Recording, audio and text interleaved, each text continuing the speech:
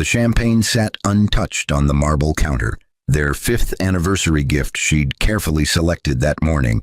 But her husband's suitcase by the door and the woman emerging from their bedroom, wearing nothing but his shirt, shattered any illusion this night would end in celebration. She'd made her first million at 23, built her first billion by 30, but her husband of 5 years still believed she was merely a supportive housewife who contributed nothing to his family's prestigious legacy. She pressed one hand against her still flat stomach, protecting the 4-month secret she'd planned to reveal tonight. But his cold voice cut through her rehearsed announcement. "Pack your things. I'm in love with someone else, and you need to leave." His mother stood behind him with that familiar sneer of superiority, the same expression she'd worn at last month's gala when she'd announced, "You're nothing, you bring nothing, you are nothing." But neither of them knew the pregnant woman absorbing this cruelty had purchased their entire $10 billion real estate company 3 weeks ago. The company valuation his family celebrated on champagne napkins and embroidered pocket squares, $10 billion in property holdings across major cities, had been mortgaged, leveraged, and quietly sold piece by piece to cover losses they'd hidden from investors. But her anonymous cash injections over 18 months had been the only thing preventing their bankruptcy. His mistress draped herself across his arm possessively, diamond bracelet glinting under the chandelier lights, already measuring their penthouse for new curtains. But the woman she was replacing owned not just this apartment, but every property deed, mortgage, and insurance policy his family had built their 3-generation legacy upon. "You're embarrassing to bring to events," he'd told her last month while his hand rested on his mistress's lower back at the company gala. But the wife he'd left home that night had been negotiating the purchase of every single asset his surname represented. His mother's mockery reached its crescendo as security escorted the pregnant wife toward the elevator. "Crawl back to whatever poverty you came from." But the matriarch didn't realize she was addressing her family's new landlord, creditor, and executioner. The moving truck she'd scheduled would arrive in exactly 1 hour, not to remove her belongings, but to strip the penthouse of every piece of furniture she'd purchased. From a home she legally owned through shell corporations they'd been too arrogant to investigate. The forensic accountants she'd hired 6 months ago had revealed their prestigious empire was hemorrhaging money, every board meeting a performance of solvency, but they'd been too busy planning her humiliation to notice the transfer of power happening in plain sight. The documents in her designer handbag, purchase agreements, foreclosure notices, employment termination letters, would transform their anniversary cruelty into consequences beyond their comprehension. But she simply nodded and walked toward the elevator, with one hand protectively over her stomach. The mistress's laughter echoed through rooms that would be empty within a week. Her confidence built on a throne that no longer existed, but the bank notices arriving Monday morning would teach her that decoration plans mean nothing without ownership. His real estate development career had consumed their marriage for years, every promotion celebrated, while her own billionaire status remained curiously unmentioned. But tonight he finally showed his true priorities with devastating clarity that would cost him everything. When she made that phone call from the lobby, her voice steady despite the tears on her cheeks, the pregnant billionaire who'd been playing a game her opponents didn't know existed would finally make her move. But the world-ending consequences of his mother's mockery and his anniversary betrayal would leave him jobless, homeless, and completely unaware of what he'd just lost. What happens when the family discovers the homeless woman they cast out controls their entire fortune and has been their secret savior for years? How does a pregnant billionaire who made her first million at 23 deliver justice to those who called her nothing while she owned everything? And what price will a man pay when his mother's mockery and his anniversary betrayal cost him not just his wife, but his identity, career, and the $10 billion empire he worshipped, all of which belonged to the woman carrying his child. This story teaches powerful lessons about hidden worth, the danger of assumptions, and how true power moves in silence while others celebrate illusions. You will learn that financial independence should precede romantic commitment, that the people we underestimate often hold our fate in their hands, and how strategic patience in executing justice delivers consequences that emotional outbursts never could. You'll discover why self-worth should never depend on others' validation, how to build wealth systems that function regardless of relationship status, and the devastating reality that taking people for granted creates enemies with nothing left to lose. The narrative reveals why treating people with dignity isn't just moral, it's strategic, because burning bridges with the wrong person can cost you everything 3 generations spent building. The Waterford Crystal Champagne flutes had cost $800, a ridiculous extravagance for glass that would hold liquid for mere minutes. But Isabella Mitchell had learned early in their marriage that her husband preferred expensive gestures over meaningful ones. She'd placed them on the marble counter that morning alongside the vintage Dom Perignon, arranging everything with the precision of someone who'd been dismissed as just a housewife. So many times she'd perfected the performance. The irony wasn't lost on her. The counter, the penthouse, the building itself, all purchased through one of her holding companies 18 months ago, when the Mitchell family's cash flow had turned from concerning to catastrophic. But her husband Derek still signed the rent checks, believing his family's name held power. The positive pregnancy test sat in her purse beside the champagne glasses, wrapped in tissue paper with a card she'd written that afternoon. 4 months along, finally past the dangerous first trimester, but she'd waited for their anniversary to share the news, because Derek had always talked about wanting children when the timing was right. She pressed her hand against her stomach, still flat enough to hide beneath her silk blouse, but the secret growing inside her made everything else feel simultaneously more important and completely irrelevant. Her phone buzzed with a message from her lawyer. All documents finalized, awaiting your signal. Isabella silenced it without responding, but the weight of those words settled over her like armor she'd been forging for half a decade. The sound of the front door opening made her straighten reflexively, but the voices that followed, plural feminine laughter mixed with Derek's, turned her blood to ice water. She'd known about Amber for 7 months, had paid investigators $12,000 for photographic evidence of hotel visits, restaurant reservations, and weekend trips explained away as client meetings, but knowing and seeing were universes apart. The woman who emerged from their bedroom wore Derek's Yale t-shirt and nothing else, her legs bare and her auburn hair deliberately tousled in a way that announced ownership. She was younger than Isabella by perhaps 5 years, but her smile carried decades of practiced cruelty as she surveyed the anniversary setup with obvious amusement.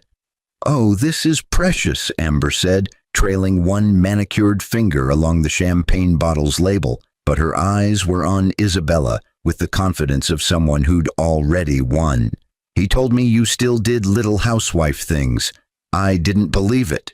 Derek appeared behind her, fully dressed, but carrying the energy of a man who'd just rolled out of bed with someone new, but his expression held no shame, only irritation at the timing. "We need to talk," he said to Isabella, but his hand settled possessively on Amber's hip in a gesture that communicated everything before words could.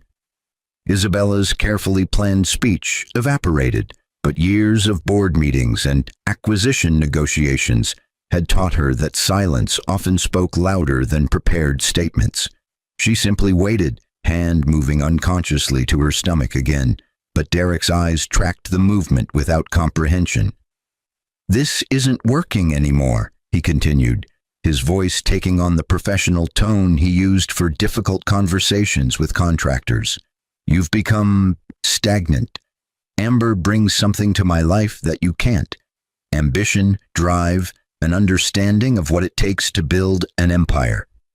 The laugh that escaped Isabella surprised even her, sharp and genuine, but edged with something that made Amber's smile falter slightly. "An empire," she repeated softly, but the words carried weight Derek was too self-absorbed to notice. "Tell me, what empire exactly?" Before he could respond, the click of heels on marble announced another arrival. Victoria Mitchell, Derek's mother, swept into the penthouse with the imperious energy of someone who'd never been denied entry anywhere, but her smile turned venomous when she spotted Isabella. "Still here?" Victoria's tone could have frozen the champagne without ice, but she moved to stand beside her son with the solidarity of shared cruelty. "I told Derek weeks ago this was overdue. You contribute nothing to this family, Isabella, absolutely nothing. You're an embarrassment at events. You have no career, no connections worth mentioning, no family wealth." She paused, her pearl necklace catching the light. "You're essentially a burden we've been carrying out of Derek's misplaced sense of obligation." The words were designed to destroy, delivered with surgical precision by a woman who'd perfected the art of elegant cruelty over 6 decades. But Isabella felt something shift inside her, not breaking, but hardening into diamond-sharp clarity. "Pack your things," Derek said, and his suitcase by the door suddenly made perfect sense. "Amber is moving in this weekend. My lawyer will send you separation paperwork, but let's be honest. You'll walk away with whatever prenup we signed. This penthouse, the lifestyle, the Mitchell name, none of that was ever really yours." Isabella's phone buzzed again in her purse, her CFO this time confirming the Monday morning press release was ready. But she ignored it. Instead, she looked at the 3 people who'd orchestrated her public humiliation: her husband, his mistress, his mother. They stood together like a portrait of casual cruelty. But none of them noticed the woman they were destroying had been systematically dismantling their world for months.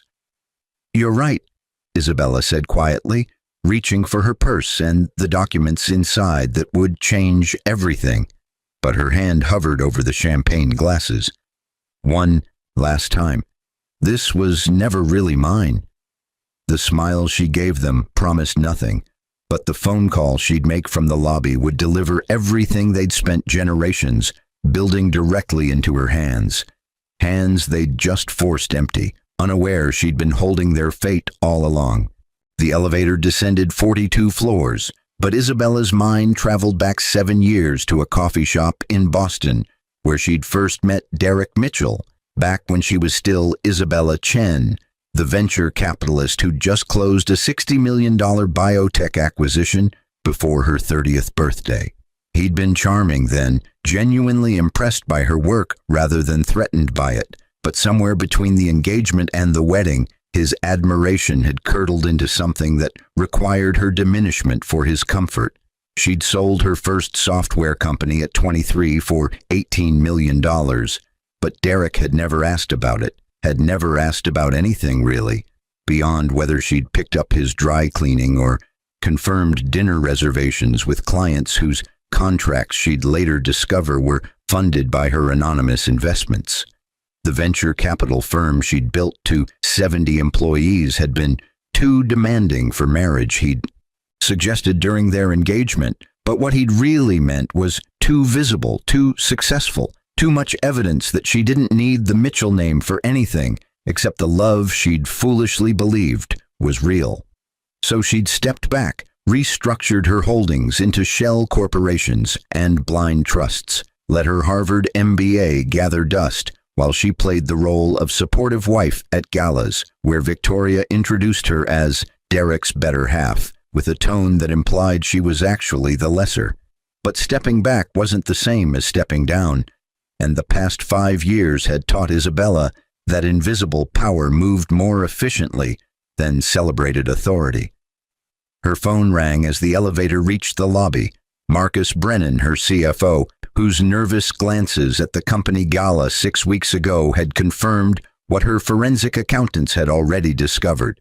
She answered on the first ring, but her voice carried none of the tears still drying on her cheeks. "The moving company arrives in 40 minutes, Isabella said, watching through the lobby's glass walls as her driver pulled up in the Mercedes she'd purchased through a Delaware LLC. Everything I own comes out of that penthouse tonight. Everything they think they own becomes theirs to explain to creditors tomorrow. Isabella, are you certain about the timeline?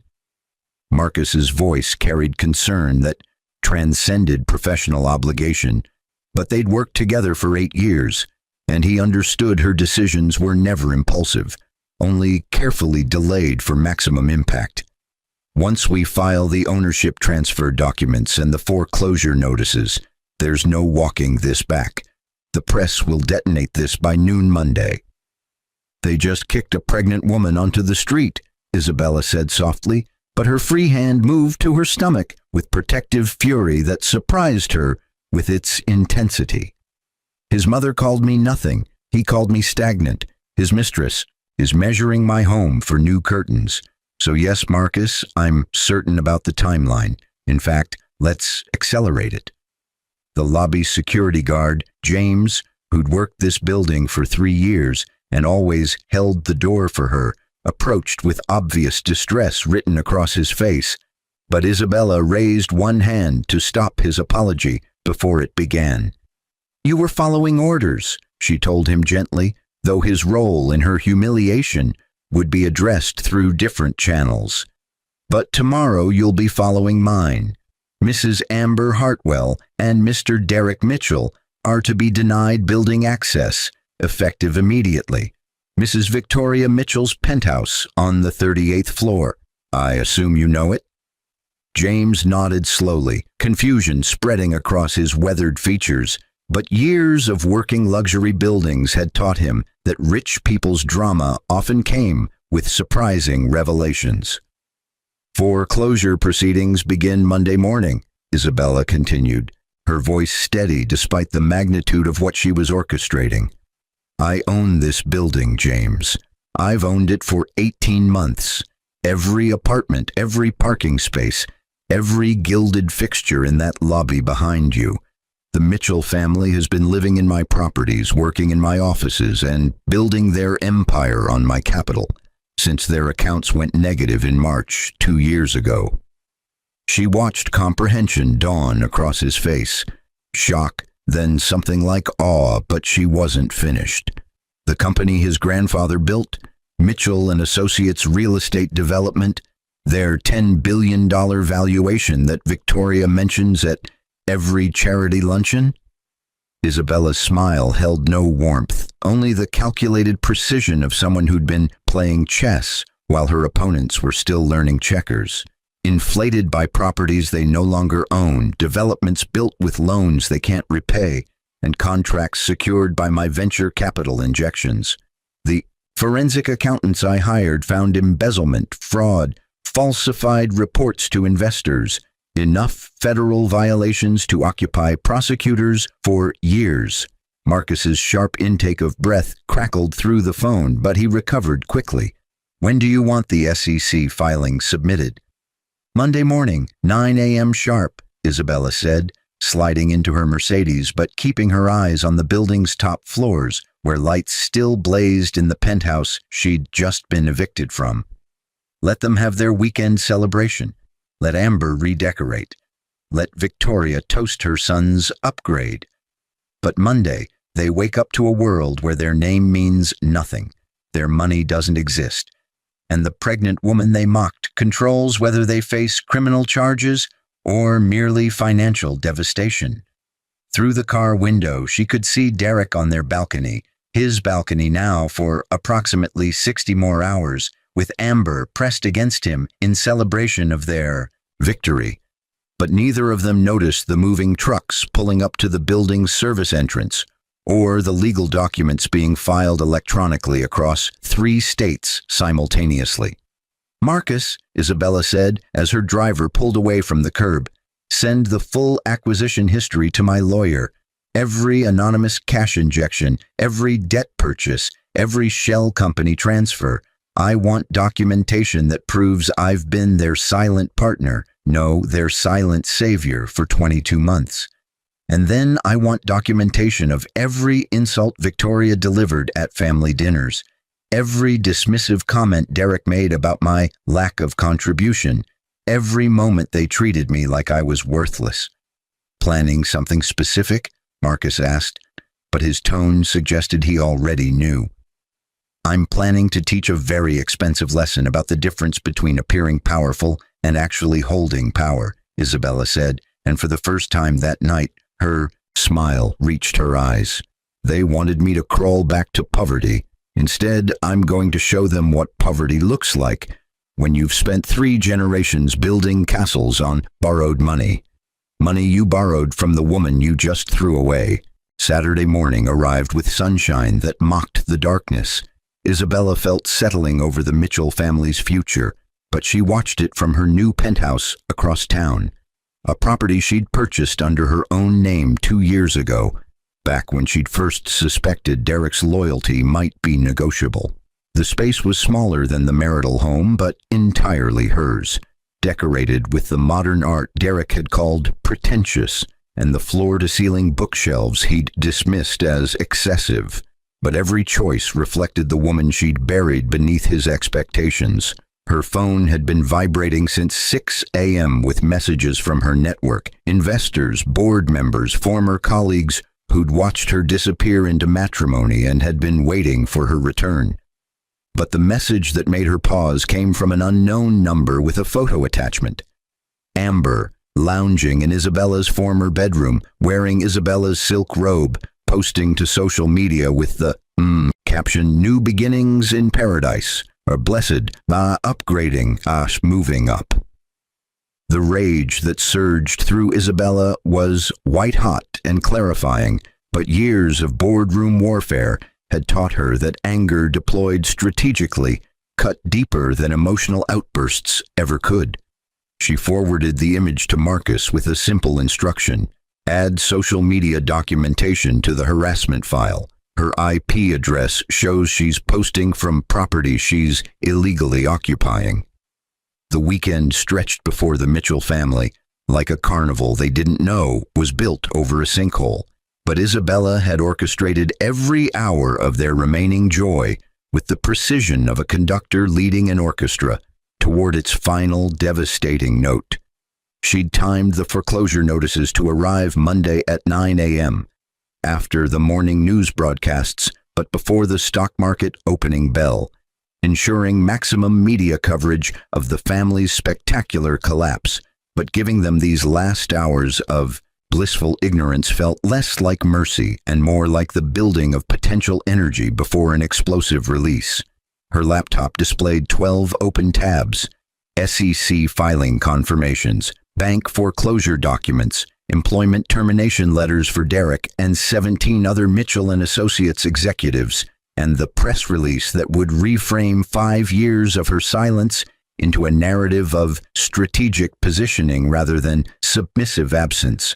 But the tab that held her attention showed the building security footage from last night: Victoria's hand physically shoving her pregnant daughter-in-law toward the elevator, Derek's cold dismissal, Amber's triumphant laughter, all captured in high definition from cameras Isabella had installed for security purposes 8 months ago when the investigators first confirmed Derek's infidelity.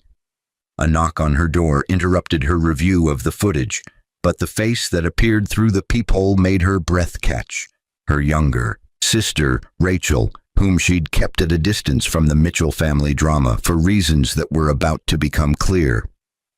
"I saw the news about you and Derek on Amber's Instagram," Rachel said the moment Isabella opened the door, her expression fierce with protective rage that reminded Isabella why family mattered more than marriage vows. "Please tell me you're not just accepting this. Please tell me the sister who negotiated a $70 million acquisition while recovering from appendicitis isn't going to let these people—" "I own everything they have," Isabella interrupted quietly, but the words landed like a grenade in the calm of her new living room. "Their company, their buildings, their cars, their reputation. I've been systematically acquiring it all for 22 months, while they called me worthless. Monday morning, the world discovers that the stagnant housewife Derek divorced was actually the silent majority shareholder who'd been preventing their bankruptcy since their CFO started embezzling funds to cover their lifestyle expenses. Rachel's mouth opened, closed, then opened again, but no sound emerged for several seconds. When she finally spoke, her voice carried awe mixed with something darker. "You've been planning this. This whole time you knew he was cheating. You knew they were broke. You knew—" She paused, eyes widening further. "You knew you were pregnant when he kicked you out last night, didn't you?" Isabella's hand moved to her stomach again, the gesture that had become unconscious over the past 4 months, but this time it carried different weight. "I found out 12 weeks ago. Same week I finalized the purchase of their flagship property downtown, the one Derek's grandfather built in 1952, the one they've used in every marketing campaign for 3 generations. I own it through a trust fund they never investigated because they were too busy assuming I came from nothing." "What are you going to do?" Rachel asked, but her tone suggested she was asking about scope, not intent. "Monday morning, Derek wakes up unemployed, fired from a company I control through majority shares purchased when their stock price collapsed last quarter," Isabella said, pulling up a document on her laptop that outlined the systematic destruction she'd architected. "Victoria wakes up in an apartment I'm foreclosing on, with credit cards I'm canceling, facing questions about the charity funds she's been skimming for years, something my forensic accountants discovered while investigating the company's broader fraud. Amber wakes up as an accomplice to illegal occupancy, and potentially worse depending on how deeply she was involved in Derek's business dealings." Rachel settled onto the sofa, her expression shifting from shock to something resembling respect. "You're not just divorcing him, you're erasing him." "I'm revealing him," Isabella corrected, but her voice carried steel that hadn't been there during 5 years of playing the diminished wife. "Everything they claimed to be was built on money they didn't have, reputation they didn't earn, and power they borrowed from the woman they treated like nothing. Monday morning, the truth comes due."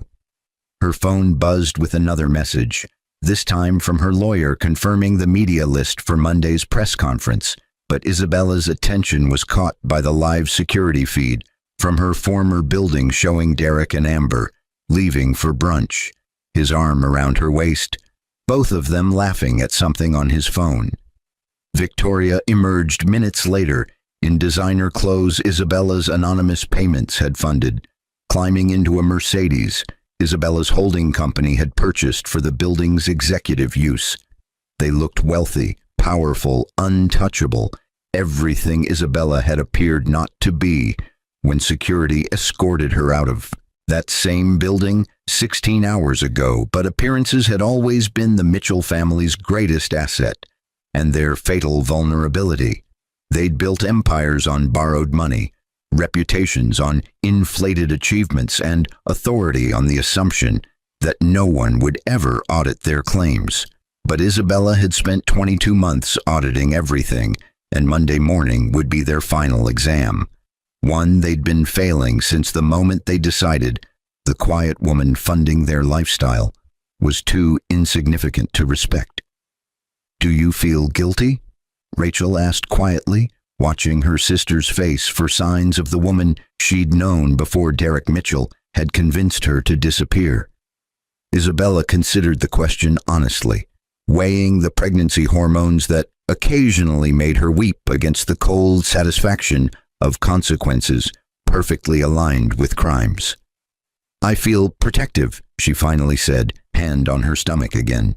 "This baby deserves a father who values people, who builds honestly, who understands that power comes from what you create, not what you take. Derek was never going to be that father. He proved it last night when he chose cruelty over curiosity, never even asked why I was touching my stomach, never wondered if the champagne was celebrating something beyond our anniversary."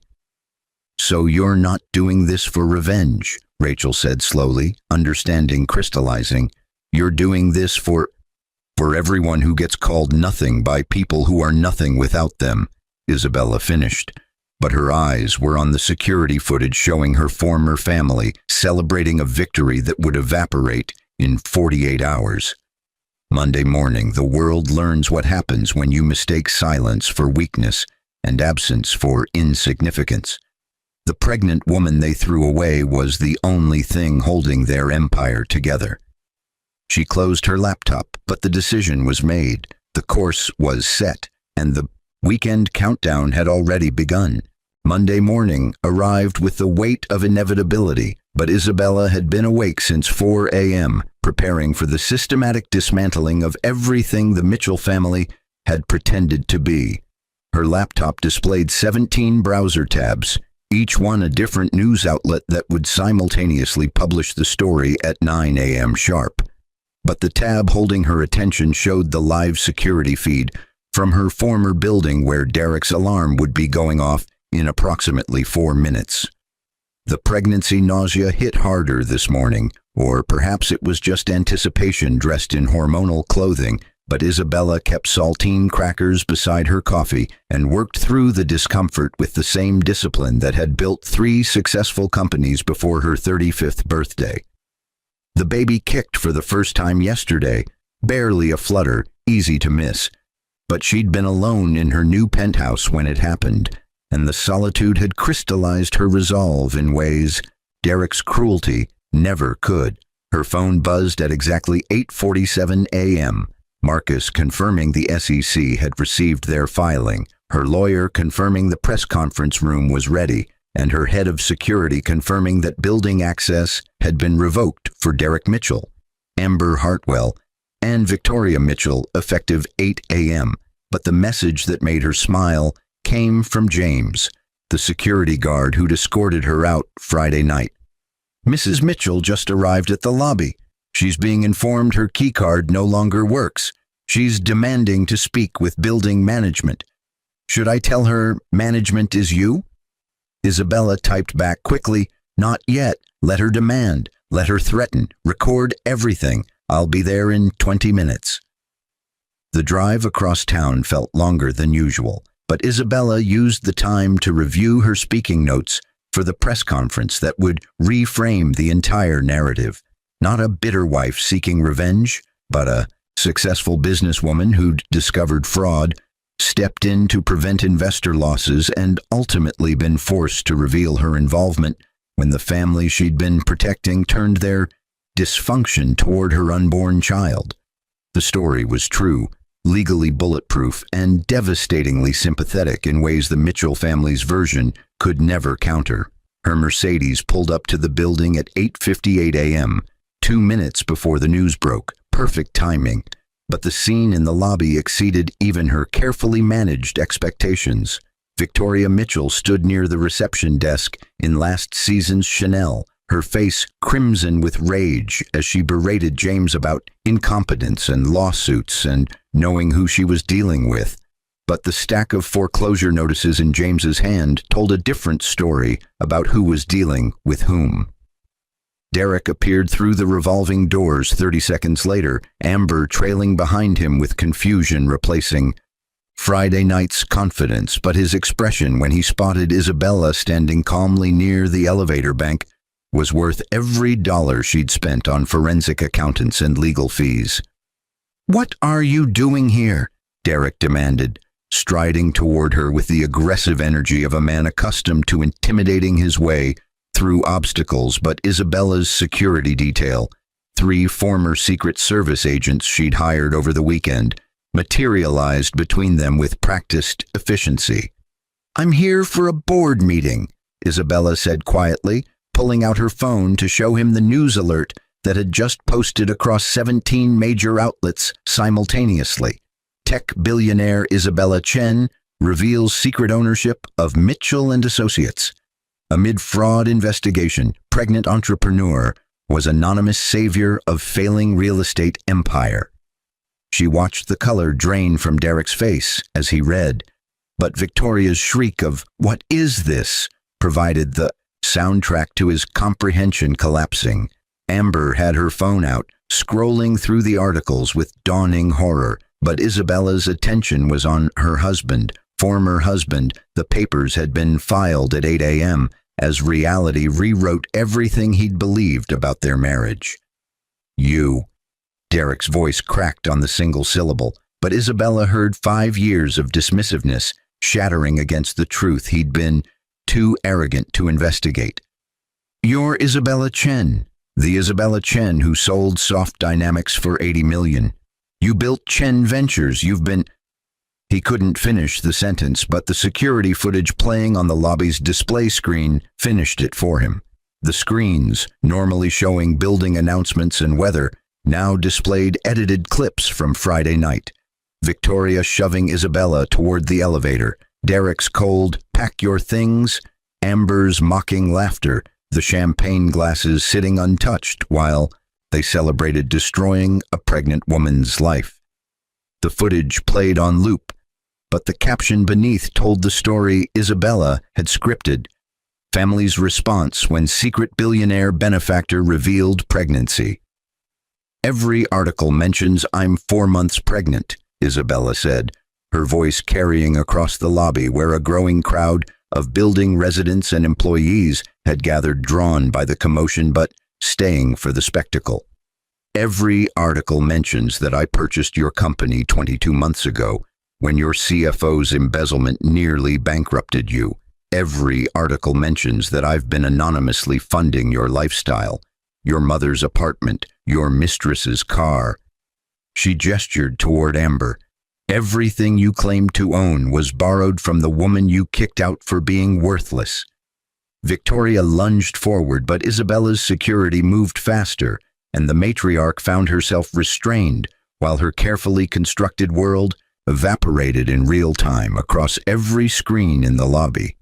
You can't do this, Victoria hissed, but the foreclosure notices James handed her documented exactly what Isabella could do and had already done. I already did it, Isabella corrected gently, but her hand moved to her stomach in the gesture that had become protective instinct. I gave you 5 years to see me. I gave you 22 months of financial salvation without recognition. I gave you Friday night to choose differently, to ask why I was touching my stomach, to wonder about the champagne I'd carefully selected, to show even minimal curiosity about the woman you lived with. Instead, you chose cruelty. Derek's phone was ringing continuously. Board members, investors, his father calling from the retirement community in Arizona, but he ignored everything except the woman standing before him, who'd been invisible until the exact moment she chose to be seen. The baby, he said the words, emerging like they were being dragged from somewhere deep and previously inaccessible, but Isabella's expression didn't soften. We'll have a mother who teaches them that power isn't loud, it's patient, she said, turning toward the elevator that would take her to the top floor, to the executive offices she owned, to the board meeting where Derek's termination would be formalized, to the press conference where she'd explain how protecting investors from fraud had required revealing her identity as the Mitchell family's silent partner.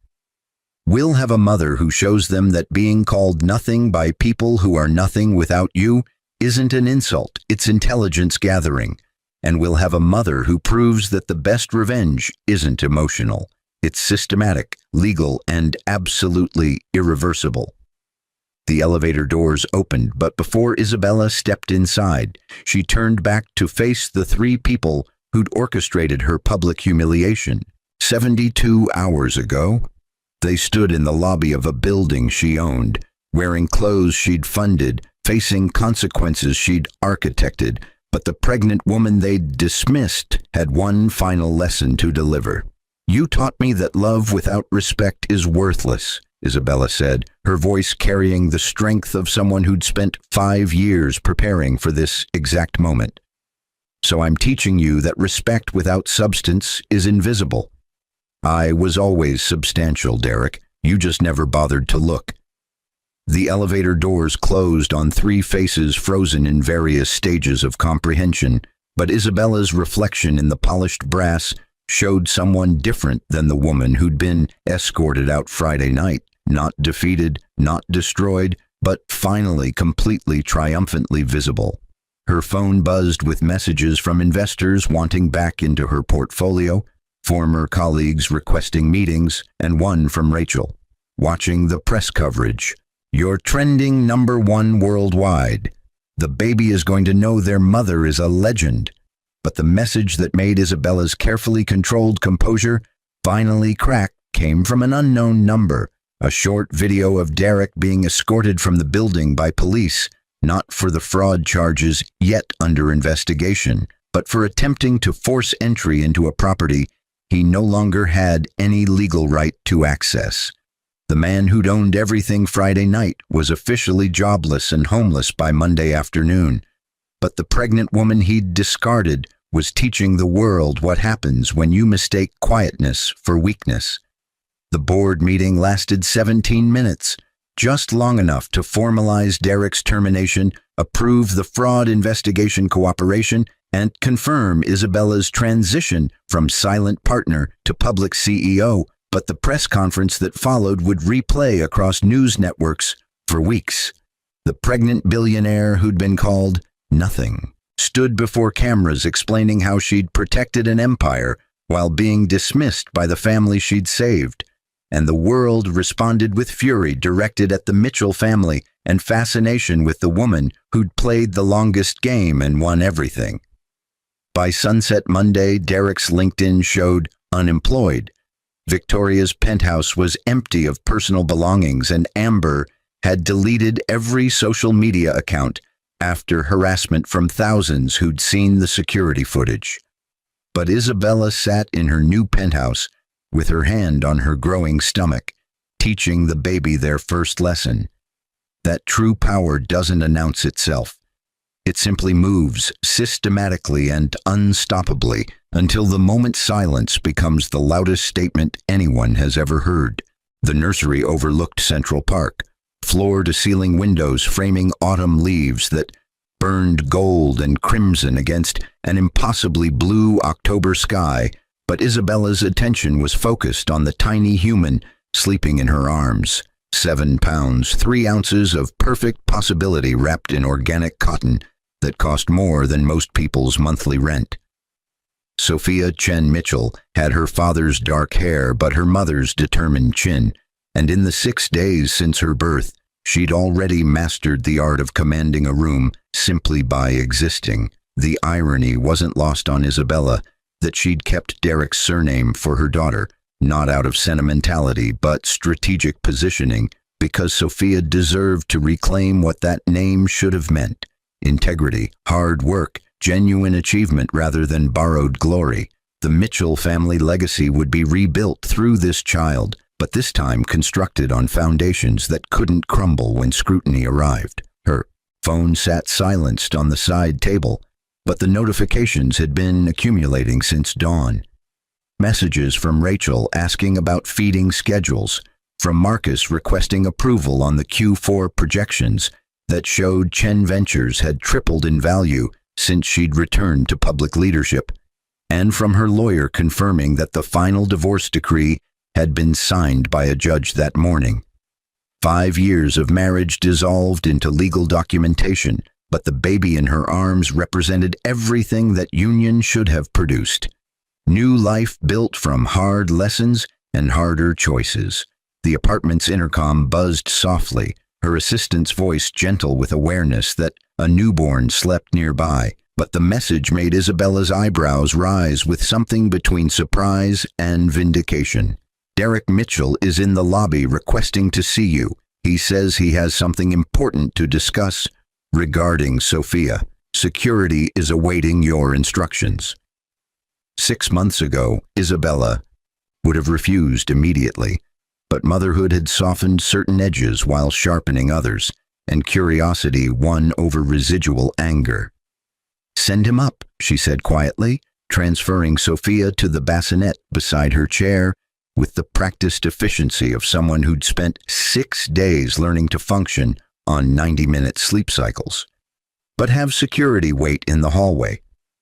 Derek appeared at her door 3 minutes later, looking nothing like the man who'd kicked her out on their anniversary, his tailored suits replaced with off-the-rack business casual, his confident stride diminished to something more cautious.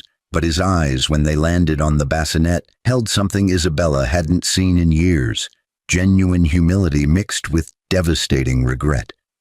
"She's beautiful," he said, keeping his distance as though approaching too quickly might shatter the fragile permission Isabella had granted by allowing this visit. "I saw the birth announcement, Sophia Chen. Mitchell, you kept my name." "I kept your name for her, not for you," Isabella corrected, but her tone lacked the sharpness that would have accompanied those words 6 months ago. "She deserves the choice to reclaim what Mitchell should have meant. Before your family spent 3 generations building reputation on borrowed money and inflated accomplishments." Derek flinched but didn't argue, and his acceptance of the criticism told Isabella more about his transformation than any apology could have. He moved slowly toward the bassinet, but stopped when Isabella's posture stiffened, waiting for explicit permission that she granted with a small nod. "I've been working construction," Derek said quietly, his eyes on his sleeping daughter, rather than the woman who'd destroyed everything he'd falsely believed he'd built. "Real construction, carrying materials, mixing concrete, learning what my grandfather actually did before his company got successful. The crew doesn't know who I am. They just know I show up on time and work hard." "That must be quite the adjustment," Isabella observed, but there was no mockery in her voice, just clinical assessment of a man trying to rebuild from rubble she'd deliberately created. "I deserved worse," Derek said, and the words carried weight that suggested months of therapy or deep personal reckoning or both. "The fraud charges, the public humiliation, losing everything. I deserved all of it. But Sophia," his voice cracked on their daughter's name, "she deserves better than a father who only learned basic human decency after losing everything." Isabella studied him carefully, looking for manipulation or self-pity, but found only exhausted honesty from someone who'd been forced to confront reality without the cushion of unearned wealth. "What do you want, Derek?" "Nothing," he said immediately, then corrected himself with visible effort toward precision. "That's not true. I want to be part of her life, if you'll allow it. Not now, I haven't earned that yet, but someday when I've built something real instead of borrowed, when I can teach her actual lessons about integrity instead of just cautionary tales about consequences." The request was so reasonable, so carefully devoid of entitlement, that Isabella found herself considering what 6 months ago Isabella would have rejected instantly. Sophia stirred in her bassinet, tiny fist escaping her swaddle, and both parents moved instinctively toward her before Derek caught himself and stepped back. "My lawyer will draw up custody parameters," Isabella said slowly, watching relief and gratitude wash across Derek's face in waves that would have been pathetic if they weren't so genuine. "Supervised visits starting in 6 months, contingent on continued employment, therapy attendance, and absolutely zero contact with your mother or Amber Hartwell. Sophia doesn't need their toxicity anywhere near her childhood." "Victoria's in Arizona," Derek offered quietly, sitting in the chair Isabella gestured toward, but maintaining careful distance from both mother and child. "Moved in with my father after the foreclosures finalized." "Amber," he paused, and something painful crossed his features. "I testified against her in the fraud trial. She'd been helping the CFO embezzle funds, using pillow talk to get access codes and account numbers. She's serving 18 months federal prison, but the judge was lenient because she cooperated with prosecutors." Isabella had known about Amber's sentencing, had received updates from the federal prosecutor handling the case, but hearing Derek acknowledge his role in her conviction suggested accountability she hadn't expected him capable of reaching. "And you?" Isabella asked, because the question mattered more than she'd anticipated. "The investigation cleared you of criminal charges, but what have you learned besides how to mix concrete?" Derek was quiet for a long moment, his eyes on Sophia rather than Isabella. But when he spoke, his words carried the weight of someone who'd been forced to examine every assumption that had previously structured his worldview. I learned that I spent 5 years married to someone extraordinary and never bothered to know her. I learned that my family's empire was built on exploitation disguised as legacy. I learned that the woman I called stagnant had accomplished more by 30 than I'll probably achieve in a lifetime, and that my first response to her excellence was to diminish it because my ego couldn't handle partnership with someone more successful. He turned to face Isabella directly, and the man looking at her bore little resemblance to the husband who'd casually destroyed their marriage for someone younger and less threatening. I learned that being called nothing by you would have been the kindest thing you could have said, because nothing would have been closer to accurate than what I believed I was. And I learned, his voice dropped to barely above a whisper, that the baby you were touching your stomach to protect that night was mine, and I never even asked, never wondered, never cared enough to be curious about the woman I'd promised to build a life with.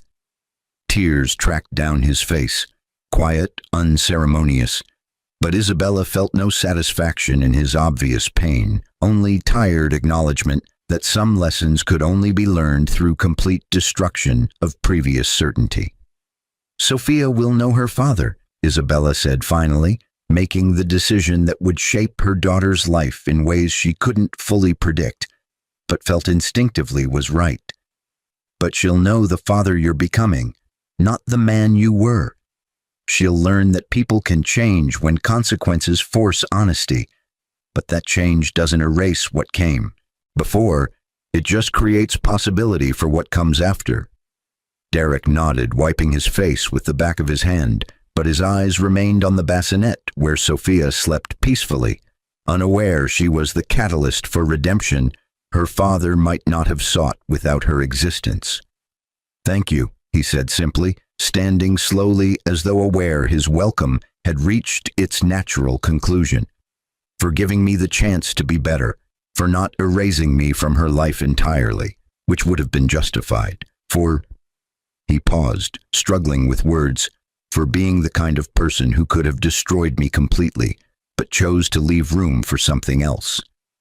"I didn't do it for you," Isabella said, walking him toward the door, but keeping her body between Derek and the nursery in maternal instinct that transcended their complicated history. "I did it for her, because she asked me last night, in her own newborn way, whether her father was worth knowing. And I realized I couldn't answer that question honestly anymore because you're not who you were 6 months ago."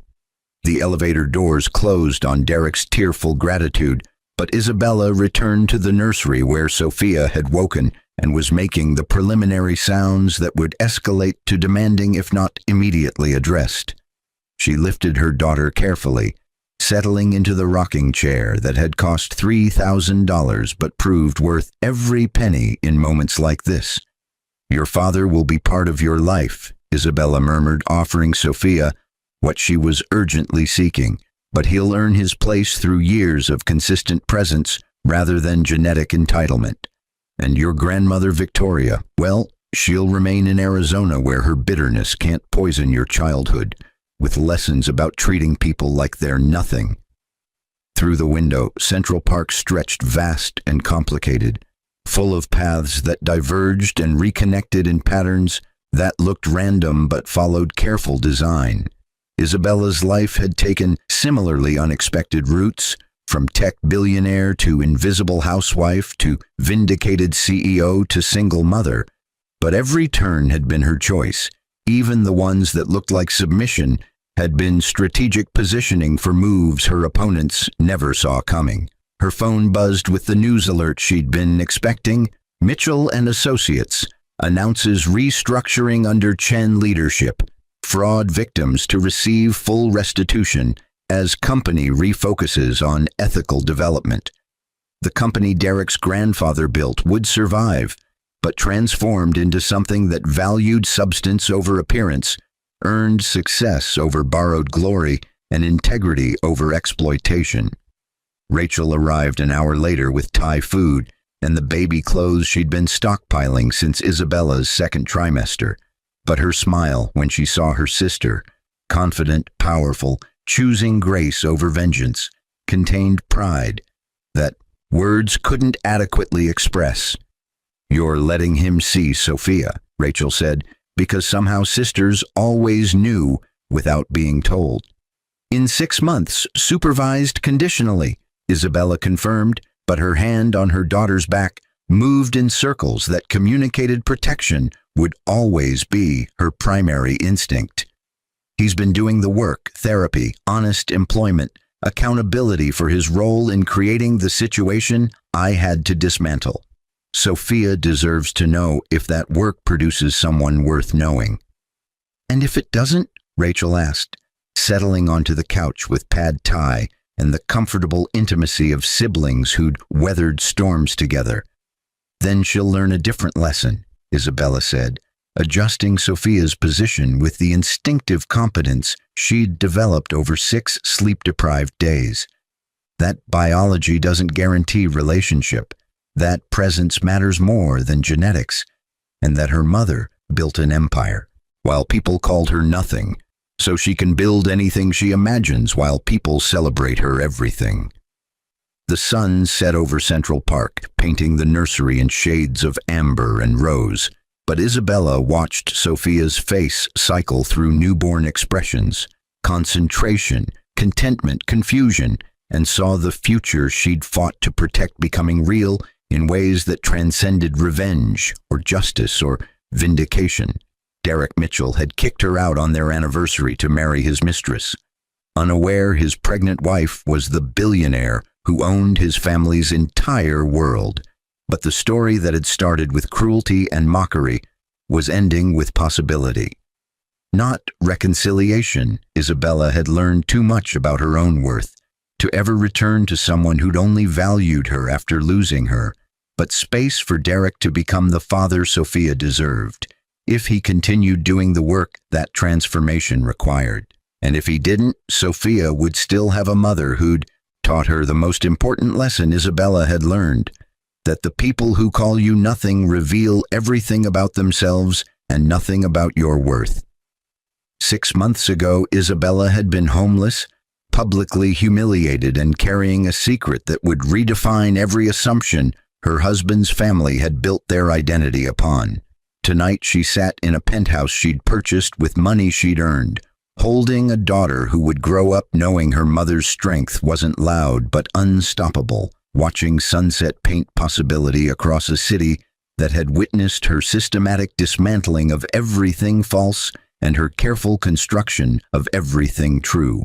The champagne from that anniversary night remained unopened in her kitchen, a reminder that celebrations delayed weren't celebrations denied, just rescheduled for moments when everyone present actually deserved the toast. Someday, maybe when Sophia graduated college, or launched her first company, or simply turned 18 and asked to hear the full story, Isabella would open that bottle and explain that the best revenge isn't emotional or impulsive or cruel. It's patient, strategic, and ultimately focused on building something better from the rubble of what deserved to collapse. But tonight, revenge was just history, and the future was a 7-pound human who needed feeding every 2 hours and had already mastered the art of commanding absolute attention simply by existing. Just like her mother, who'd spent 5 years being invisible until the exact moment visibility served her purposes. Derek Mitchell learned too late that his pregnant wife was the billionaire who owned his world, but his daughter would grow up always knowing that her mother's worth had never depended on anyone else's recognition. It had simply waited, patient and powerful, for the perfect moment to be revealed. And that, Isabella thought, as Sophia's tiny hand wrapped around her finger with surprising strength, was the lesson worth teaching. Not how to destroy those who underestimate you, but how to build yourself so thoroughly that their estimation becomes completely irrelevant. The city lights flickered on across Manhattan, But Isabella's attention remained focused on the small human who'd been the catalyst for everything. The reason she'd tolerated mockery while gathering evidence, the motivation behind every strategic acquisition, and now the future she'd fought to protect becoming real in ways that transcended money or power or vindication. Sophia Chen Mitchell would grow up knowing her father had been given a chance at redemption, but that chance was earned through years of work rather than granted through genetic entitlement. She'd learned that her mother had been called nothing by people who were nothing without her, and that the appropriate response wasn't anger but systematic demonstration of everything they'd been too blind to see. And someday, when Sophia was old enough to understand, Isabella would tell her the whole story, not as a tale of revenge, but as a lesson about patience, preparation, and the quiet power of building something real while others celebrated illusions. But that conversation was years away, and tonight was simply about newborn breathing, sunset colors, and the recognition that the best victory isn't destroying your enemies. It's building a life so complete that their opinion becomes background noise to your daughter's first smile.